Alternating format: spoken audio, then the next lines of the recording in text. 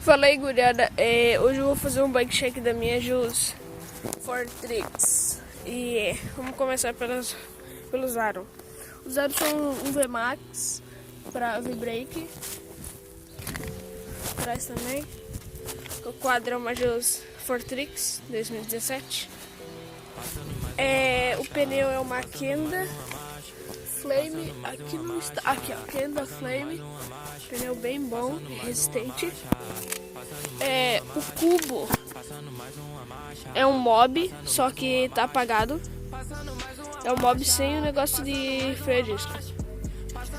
A catraca acho que é 32 dentes, não lembro agora.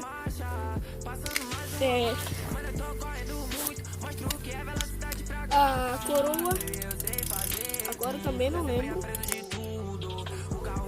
O pedal deixa eu ver mais aqui.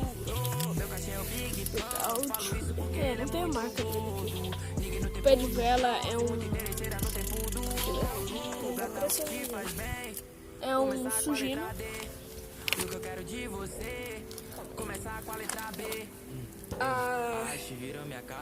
A manopla.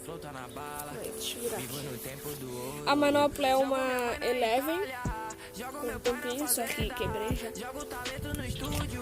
A tampa da caixa de direção é uma HP. A mesinha é uma Ply, guidão GSBR, acho que é 600 mm. Aqui é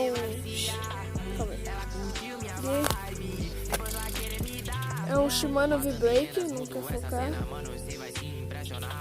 Nunca focar. E, gurizada, esse é minha Jus. Não, esqueci aqui, ó. Aqui é uma suspensão Eleven, aro 29.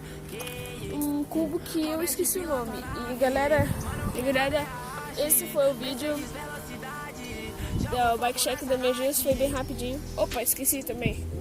O banco é um DDK. Canote Jus BR. A braçadeira é uma Jus também. E agora, galera, eu vou finalizar o vídeo aí. Valeu, gurizada. Falou, fui.